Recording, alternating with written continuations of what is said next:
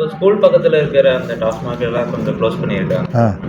அது பெட்டராக இருக்குன்னு நீங்கள்? ஆமாம், நல்ல விஷயம் தாங்க. ரொம்ப சந்தோஷமாக, ரொம்ப பாராட்டப்பட வேண்டிய விஷயம். சந்தோஷமாக விஷயம் தான். ஹெல்த்தை பற்றி நான் பேசுகிறேன். சொல்லுங்கள். பார்த்தீங்களா? உங்களுக்கு காலத்துக்கு சம்மந்தம் இல்லை, நோண்டிட்டு இருக்கீங்க. பண்ணி காலத்தை பற்றி பேசுகிறீங்க. அது ஜாயிண்ட் ஹெல்த் கொஞ்சம் அதுவும் அண்ணா என்னமோ கேட்குறாரு. எம்ஜிஆருக்கு அப்புறம் முதல்வராக திரைப்படத்துறை சரி அரசியல் கேட்குறாங்க. அதாவதுங்க, விஜய் வந்தால் சந்தோஷப்படலாம் இல்லையா? அவர் வித்தியாசமாக பண்ணுவார்னு தான் ஓட்டு போட்டிருக்கீங்க. இது மாற்றம் என்பது உலகத்தை தவிர்க்க முடியாத விஷயம். அப்படி உங்களுக்கு 1954 9 வருஷம் காமராஜர் நாட்டாண்டார், 9 வருஷம் ஜெயிலில் இருந்தார், 9 வருஷம் நாட்டாண்டார். அவர் சாகும்போது தலைமைட்டு 140 ரூபாயும் 4 ஜோடி சட்டை, 2 ஜோடி செருப்பு, 5-6 புத்தகம் இதுதான் வச்சுட்டு போனேன். அந்த மாதிரி ஒரு தலைவர் நீங்கள் பார்க்க முடியுமா? சாகும்போது சொத்தே அவருக்கு ஒரு தலைகணி கடையில் ஒரு 140 ரூபாயும் 4 ஜோடி சட்டை, 2 ஜோடி 5-6 புத்தகம் செருப்பு இதுதான். அப்படிப்பட்ட காமராஜர் நீங்கள் தோக்கடிச்சிங்களே, அது ஏன் தோக்கடினா உங்களுக்கு அப்போ காமராஜர் தேவையில்லை, மாற்றம் வேணும் நீங்கள். புரியுது உனக்கு? அப்போ பக்தவச்சனமாக இருந்துன்னு சொன்னால் தமிழ்நாட்டுக்கு விஷக்கிருமிகள் பரவி எடுத்துன்னு சொன்னார். திமுக பவருக்கு வந்தோடனே விஷக்கிருமிகள் பரவி எடுத்துன்னு சொன்னார். பட் அது விஷக்கிருமிகள் நீங்கள் எப்படி சொல்கிறீங்க? அவங்க 69 வருஷம் வாழ்ந்துருக்காங்கல்ல. திமுக அதிமுக 69 வருஷம் வாழ்ந்துருக்காங்கல்ல. அதுவும் பிடிக்காம தானே இன்றைக்கி விஜய்க்கு ஓட்டு போட்டிருக்காங்க. ஸோ இது மக்கள் தான் முடிவு பண்ணுறாங்க. பொறுத்தது யார் வேணுங்கிறது மக்கள் தான் நீதிபதிகள். மக்கள் முடிவு பண்ணால் அந்த மனப்பூர்வமாக நம்ம ஏற்றிட்டு போயிடணும். கிட்டத்தட்ட ஒரு 95% இளைய தலைமுறை முதல் தலைமுறை ஓட்டு போடுறவங்க பூரா 90% காசு வாங்காமல் ஓட்டு போட்டிருக்காங்க. புரியுது? பெண்கள் நிறைய ஓட்டு போட்டிருக்காங்க. அப்போ அவங்கெல்லாம் யார்? என் பையனில் என் பேரன் ஓட்டு போட்டிருக்கான். அவன் பேரன் தான் அடுத்த வாழ போகிறவன். நான் 5 வருஷம் அது செத்து போக போகிறேன். அந்த தலைமுறைக்கு எங்களுக்கு சரியான தலைவன் முடிவு பண்ணும்போது அதை தப்புன்னு சொல்லுங்க. நீங்கள் யார்? அவர் நல்லது பண்ணுவார் நம்புவோம். இந்தியாவில் தமிழ்நாட்டில் மட்டும்தான் 69 வருஷம் சினிமா மட்டுமே அரசியலே அமைச்சிருக்கு, அரசியல் கட்டமே உருவாக்கியிருக்கு. சரி, அது சரியா இருக்கு சார்?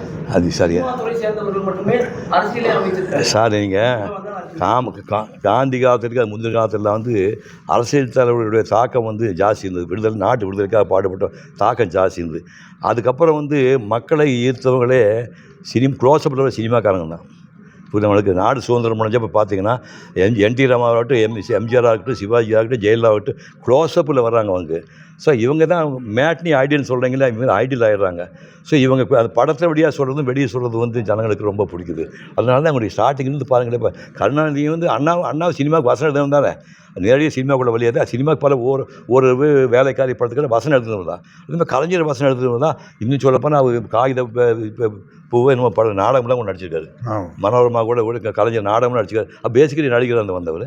அப்புறம் அந்த குரூப்பில் தான் படத்தில் எம்ஜிஆர் வந்தார், ஜெயலலிதா வந்தார், விஜய் நாகரம் வந்திருக்கோம். அப்போ இருந்தவங்களுக்கு அது மக்களுக்கு அதிகமாக நெருக்கமாகறவங்க மற்ற ஆளுகளை விட சினிமாக்காரங்க. அதனால தான் அந்த குரூப்புகள் வருவாங்க. அதுக்கு என்ன பண்ணுறது? அவங்க எல்லாம் படித்தவனா இருக்கானுங்க. பார்த்தீங்களா? மக்களுக்கு அறியாமை இருக்க வரைக்கும் அரசியல்வாதிகளும் சினிமாக்காரன் படிச்சுக்குவாங்க. புரியுது? மக்களுக்கு அறியாமை தொடர்ந்து இருக்க வரைக்கும் அரசியல்வாதி சினிமாக்காரன் நல்லா படிச்சுக்குவாங்க. உங்களுக்கு அறிவு வந்தால் நீங்கள் பழைய பார்க்குறீங்க. அப்புறம் மக்களுக்கு அறியாமை இருந்தால் ஆஸ்பத்திரிக்காரங்க பழச்சிக்கிறாங்க.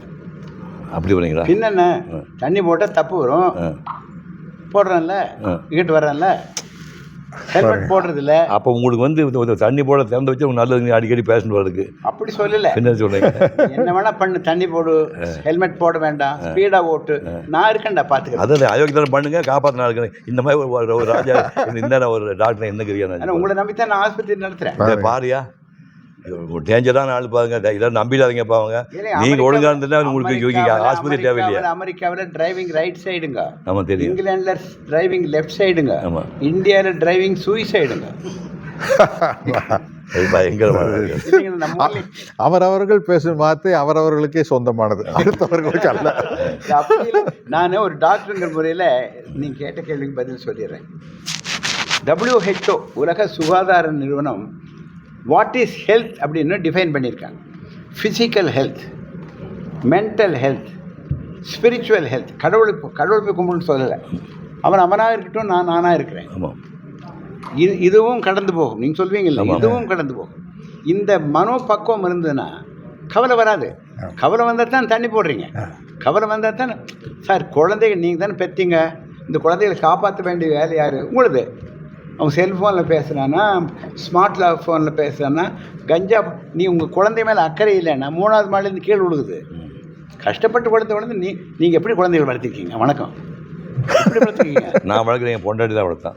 எங்கள் வீட்டில் அதே மாதிரி தானுங்க. ஆமாம், நான் சாயங்காலம் காலையில் 6 மணிக்கு போனால் சாயங்காலம் ட்ராமா போயிடுவேன். சொல்லுங்கள். Physical health, mental health, spiritual health, financial health. அது ரொம்ப முக்கியங்கண்ணா. ஃபைனான்ஷியல் ஹெல்த்து நாம் மட்டும் நல்லா இருந்தால் பத்தாது, நம்ம சொசைட்டல் ஹெல்த்து. ஆமாம், கரெக்டுங்களா?